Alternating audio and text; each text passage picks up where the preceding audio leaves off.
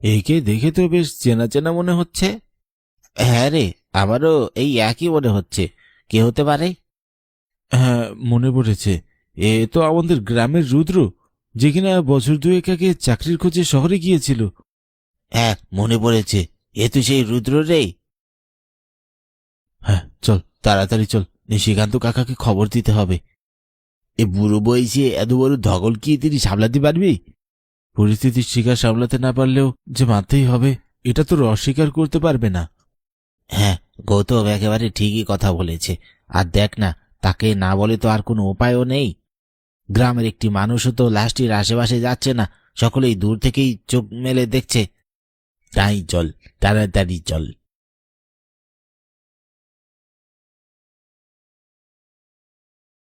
কি গো নিশিকান্ত কাকা, বাড়ি আছো? কিরে, কি হয়েছে ছোকরা? এত ডাকাডাকি করছিস কেন? জানিস না এই বুড়ো বয়সে শরীর নিয়ে আর চলতে পারি না। একটা জরুরি কথা বলতে এসেছিলাম গো, যাই না তুমি তখন সামলাতে পারবি কিনা। এত হেয়ালি না করে বলে ফেল। আসলে কাকা, আজ সকালে আমরা হাঁটতে বেরিয়ে দেখি। কি দেখেছিস এমন যে আমার বাড়িতে খবর দিয়ে চলে আসলি? আসলে কাকা, বলছিলাম কি, শৈলপাড়ার যে মাঠটা রয়েছে সেখানে বড় গাছটার সাথে তোমার ছেলে রুদ্র অ্যাক্সিডেন্ট করে মারা গেছে। এখনো তার মৃতদেহটি শৈলপাড়ার মাঠে পড়ে রয়েছে। হায় রে, কে কি সর্বনাশ হলো আমার সোনার টুকরা ছেলেটার। এখন আমি কি নিয়ে বাঁচবো? হে উপরওয়ালা, এই তো বুড়ো বয়স, তারপরে তুই আবার দেখলে না, সেইখানে আমার ছেলেকের মতো মরতে হলো। এ শোক আমি কি করে সইব? ভেঙে পড়ো না গো নিশিকান্ত কাকা, তুমি নিজের মনকে শক্ত করো। তোমাকে যে এখন শক্ত হতে হবে। হ্যাঁ কাকা, তুমি এভাবে ভেঙে পড়ো না। এই দেখো না, তোমার ছেলের বয়সী আমরা আছি তো। তাহলে এত দুশ্চিন্তা কিসের? ওরে বাবা রে, তোরা তো আর বুঝবি না আমার মনের দুঃখটা। যদি বুঝতিস তাহলে এসব জিজ্ঞাসা করতিস না। কাকা, এমনিতেই অনেক বেলা হয়ে গেছে, এখন রুদ্রের শেষ কাজের ব্যবস্থা করতে হবে, নয়তো যে বড্ড দেরি হয়ে যাবে। কই দেখি, চল আমাকে নিয়ে চল ছেলেটার কাছে। ছেলেটাকে অন্তত প্রাণ ভরে শেষ দেখাটা তো দেখতে পারবো। আর তো ছেলেটাকে দেখতেও পারবো না। এসো কাকা, এসো আমাদের সাথে এসো। আরে, কি হলো আমার ছেলেটার? এই যে, আমি আর চোখে সইতে পারছি না, ধর কেউ আমার। কাকা, তুমি এভাবে ভেঙে পড়ো না, তোমাকে শক্ত হতে হবে। আমি আর পারছি না রে, আমি যে আমার চোখ দুটোকে সইতে পারছি না। তুমি সহ্য না করতে পারলে হবে? তুমি ছাড়া যে রুদ্রের আপনজন বলতে আর কেউ নেই। তোরা আর আমাকে জোর করিস না বাবা, তোরা নিজেদের মতো করে আমার ছেলেটার শেষ কাজটা সম্পন্ন করে দে। আমার এই অনুরোধ তোদের কাছে। ও নিয়ে তোমাকে একদম চিন্তা করতে হবে না, আমরা এই দিকটা সামলে নেব। তুমি আমাদের উপর ভরসা রাখো। এই যে তোরাই তো আমার শেষ ভরসা রে, তোদের উপর ভরসা করবো না তো কার উপর করবো? তাড়াতাড়ি করে কাজটা সম্পন্ন করে নে, আমি তোদের সাথে আছি। ইস, আমার পূর্বে যে ছেলেটার শাস্তি হবে আমি ভাবতেও পারিনি। বাবা রে, তুই বেঁচে থাকতে কখনো সুখ দিতে পারিনি তোকে, তুই ওপারে গিয়ে সুখে থাকিস বাবা।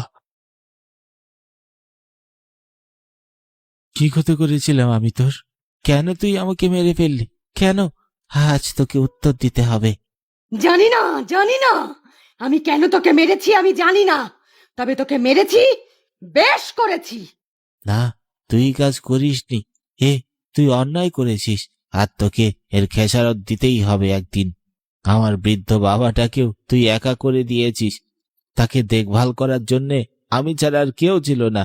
তুই আমাকে মেরে ফেললি, কি দোষ ছিল আমার? দোষ তোর নয়, দোষ এই গ্রামবাসীর। আমি এই গ্রামবাসীর একজনকেও বাঁচতে দেব না।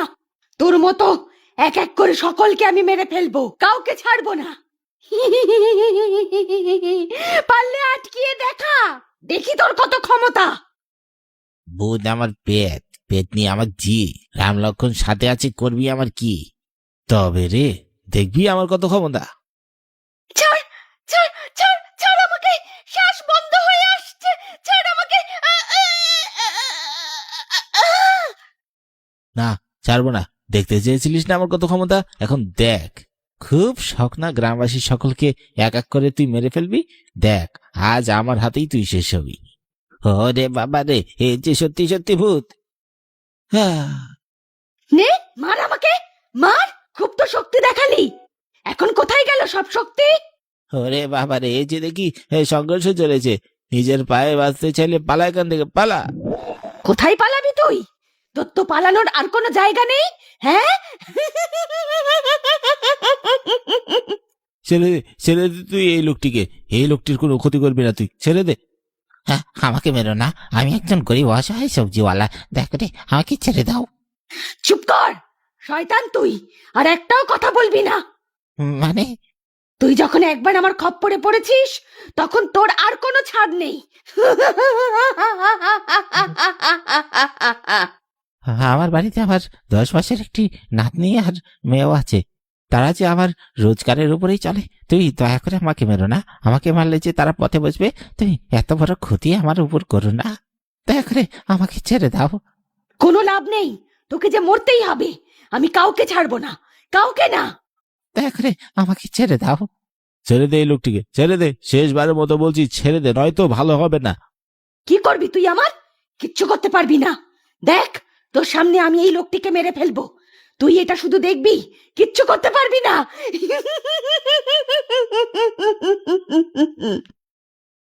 কে কোথায় আছো? বাঁচাও, বাঁচাও, আমাকে মেরে ফেললো রে। তোকে বাঁচানোর জন্য কেউ আসবে না এখানে, কেউ না। দয়া করে আমাকে, দরকার বলে সারা জীবন গোলাম হয়ে থাকবো, তারপরে আমাকে ছেড়ে দাও। আমার ভীষণ কষ্ট হচ্ছে, ছেড়ে দাও। এই, তুই একদমই ঠিক করলি না। এভাবে তুই অসহায় মানুষদের প্রাণ নিতে পারিস না। এজন্য তোকে একদিন খেসারত দিতে হবে, আমি বলে দিলাম।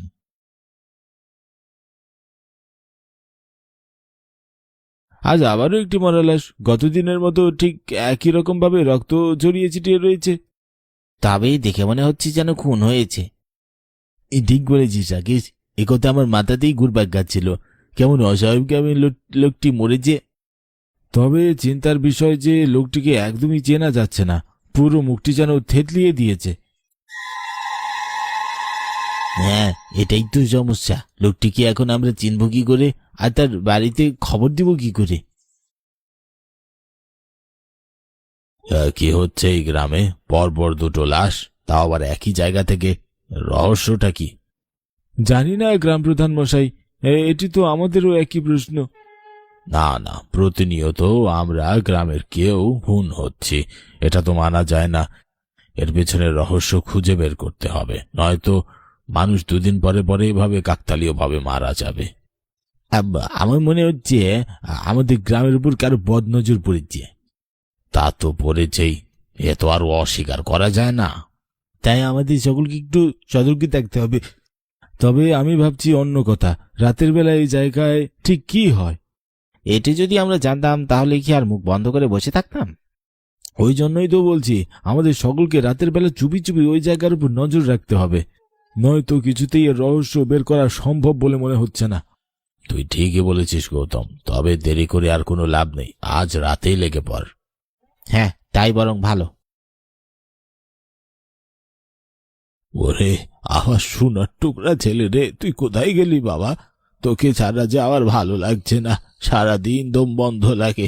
ফিরে আয় বাবা, ফিরে আয়। দেখ তোর বাবা ভীষণ কষ্ট পাচ্ছে, আর সহ্য করতে পারছে না।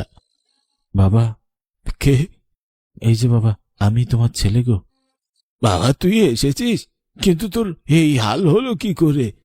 কি হয়েছে তোর শরীরে? এত ক্ষতবিক্ষত কেন? ও কিছু না বাবা, তুমি আমাকে আজ অনেক করে ডাকলে, তাই আর না এসে পারলাম না।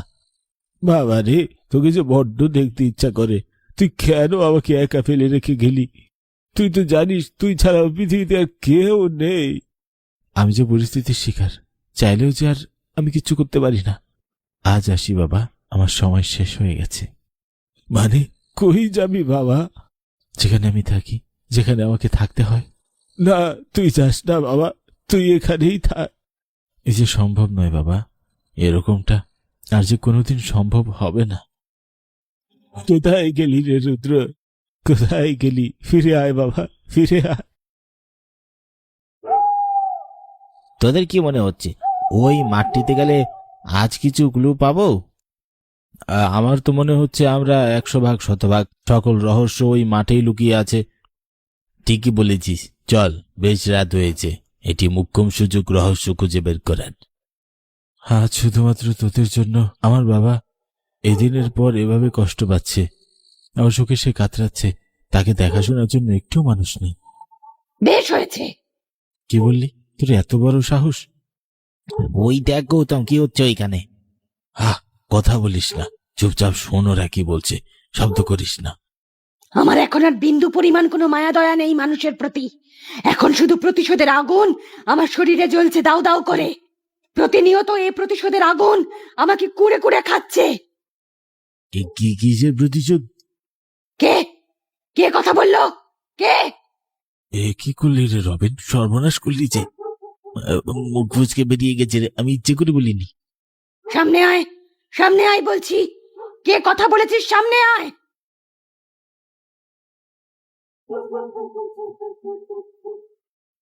তোদের এত বড় সাহস, তোরা দল ধরে আমাদের কথা লুকিয়ে লুকিয়ে শুনছিলি? তোরা জানিস এর শাস্তি কি হতে পারে? মানে আমাদের ভুল হয়ে গেছে, আমাদের মাফ করে দাও। মাপ?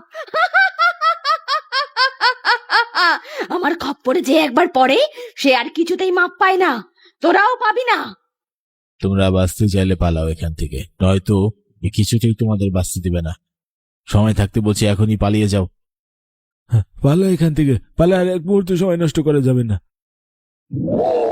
কোথাও পালাতে পারবি না, কোথাও না। যেখানেই যাস না কেন আমি তোদের বের করে আনবই। আমার হাত থেকে তোরা কেউ বাঁচতে পারবি না, কেউ না। দাঁড়া বলছি, দাঁড়া, এখনো সময় আছে, দাঁড়িয়ে যা। এই মেয়েটির কথা তোরা কানে নিস না, প্রাণ বাঁচতে চাইলে পালা। কি রে, কি হয়েছে? তোরা এভাবে হাঁপাচ্ছিস কেন? অনেক বড় কাণ্ড হয়ে গিয়েছে। কি কাণ্ড? কি জানতে পেরেছিস? সব জানতে পেরেছি, ভিতরে চলুন বলছি। কি হয়েছে খুলে বল। কথা শুরু করার আগে এক গ্লাস জল পান করতে হবে, গ্রাম প্রধান মশাই, হাঁপিয়ে গিয়েছি। ও জরিনার মা, এক গ্লাস জল নিয়ে এসো দেখি। আনছি বাবু।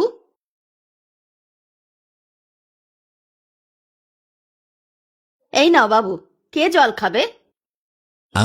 আমাকে দিন। এখন শুরু কর দেখি। বলছি, আমরা তিনজন একসাথে যখন মাঠের কাছাকাছি পৌঁছালাম, তখনই দেখলাম দুজন বিভৎস চেহারা দেখতে একে অপরের সাথে তর্ক বিতর্ক করছে। আমরা কান পেতে শোনার চেষ্টা করলাম, কিন্তু তখনই বুঝলাম একজন বিভৎস চেহারার লোকটি ছিল রুদ্র। সে বারবার জানতে চাইছিল তাকে কেন মারা হয়েছে, কিন্তু বিভৎস দেখতে মেয়েটি কিচ্ছু উত্তর দেয় না। এক মুহূর্তে মেয়েটি আমাদেরকে দেখতে পেয়ে আমাদের উপর আক্রমণ করার চেষ্টা করে, কিন্তু সেই সময় রুদ্র আমাদের বলে প্রাণ বাঁচাতে চাইলে যেন আমরা সেখান থেকে দৌড়ে পালাই। তার কথা মতো আমরা প্রাণপণে দৌড়ে ছুটে আসি। ও আচ্ছা, বুঝলাম। তবে এর সমাধান কি? এই সমাধান আমার কাছে একটি আছে। কি সমাধান? আমাদেরকে একজন তান্ত্রিককে নিয়ে ওই মাঠটিতে যেতে হবে, তিনি একমাত্র যিনি সমাধান দিতে পারেন। হ্যাঁ, ঠিকই বলেছিস। তবে আমরা কাল সন্ধ্যায় তান্ত্রিক মশাইকে নিয়ে সেখানে যাব।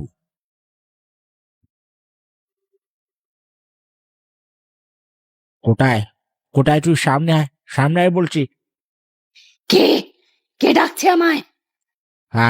আমি ডাকছি তোকে। কি হয়েছে? কি চাস তুই আমার কাছে? কেন কেন করছিস তুই এসব? উত্তর চাই আমার। এর উত্তর আমি তোকে দেব না। তবে রে, দেখ এবার কেমন লাগে। আহ! আহ! আহ! বলছি বলছি আমি বলছি বলছি কেন করছিস বল। আজ থেকে অনেক বছর আগে আমি যখন জীবিত ছিলাম, তখন রোজ রাতে আমার শাশুড়ি আর স্বামী মিলে আমাকে অত্যাচার করত। এর কারণ আমি কালো। ঠিকমতো খেতে, ঘুমোতে, শুতে দিত না। উঠতে বসতে কথা শোনাতো আর লাঠি দিয়ে মারতো। আমি এই গ্রামের গ্রাম প্রধান থেকে শুরু করে সকলের কাছে অভিযোগ করেছিলাম, কিন্তু কেউ আমার অভিযোগের বিচার করেনি। এভাবে চলতে চলতে একদিন আমার শাশুড়ি আমার প্রতি খুব ক্ষোভ নিয়ে ভাতের সাথে বিষ মিশিয়ে আমাকে মেরে ফেলে। এরপরে এ কথা লুকোতে তারা মা ছেলে মিলে আমাকে এই মাঠের মাঝখানে পুঁতে দেয় আর সকলকে বলে আমি পালিয়ে গিয়েছি অন্য পরপুরুষের সাথে। তুই কি তাদের মেরে তোর প্রতিশোধ নিসনি? হ্যাঁ, নিয়েছি। তাহলে এই গ্রামবাসীর প্রতি তোর একটু কিসের ক্ষোভ? কি করেছে গ্রামবাসী তোর? আমার বিপদের সময় এই গ্রামবাসীরা কেউ একজনও আমার দিকে এগিয়ে আসেনি। সকলেই নিজের স্বার্থের পেছনে ছুটেছে, কেউ আমার কথা একবারও ভাবেনি। তাই আমি এই গ্রামবাসীর কাউকে ছাড়বো না, কাউকে না। না, তুই এই কাজ করতে পারবি না, এ অন্যায়। না, এ কোনো অন্যায় নয়। আমি যা করতে চাই তা আমাকে করতে দে তান্ত্রিক, নয়তো আজ তোকেই মারবো। কি বললি? তুই আমাকে মারবি? এত বড় স্পর্ধা তোর! দেখবি আমি তোকে কি করব। এর আগে তুই আমার হাতে বিনাশ হবি। ভালোই ভালোই বললাম, শুনলি না তো? এবার দেখ কেমন লাগে। আহ আহ আহ পুড়ে গেলাম, আমি পুড়ে গেলাম, বাঁচাও আমাকে, কেউ বাঁচাও। খুব শখ না তোর মানুষকে হত্যা করার? দেখ কেমন লাগে। আর করবো না তান্ত্রিক, ছেড়ে দে, আমায় ছেড়ে দে। তুই না আমাকে মারতে চেয়েছিলিস? হ্যাঁ, মার আমাকে, মার। আমি যে ছাই হয়ে উড়ে যাব, দয়া করে ছেড়ে দে আমায়। ভুল হয়েছে, ক্ষমা করে দে আমাকে, ক্ষমা করে দে। এ ভুলের কোনো প্রায়শ্চিত্ত নেই, তোকে এভাবেই নিঃশেষ হয়ে যেতে হবে। আহ আহ আহ আহ আহ এখন এ গ্রাম অশরীরে মুক্ত, আর কোনো ভয় নেই। এখন নিশ্চিন্তে আপনারা বাড়ি ফিরে যান। আপনাকে কি বলেছে ধন্যবাদ দেব? না না, তার কোনো দরকার নেই। আপনি যে আমাদের বড় বিপদের হাত থেকে বাঁচালেন। এটাই তো আমার কাজ। তবে এখন চলি, আমার যাওয়ার সময় হয়ে গেছে। ঠিক আছে তান্ত্রিক মশাই, আপনি যান, আপনাকে আটকাবো না, আমাদেরও যেতে হবে। বিদায়।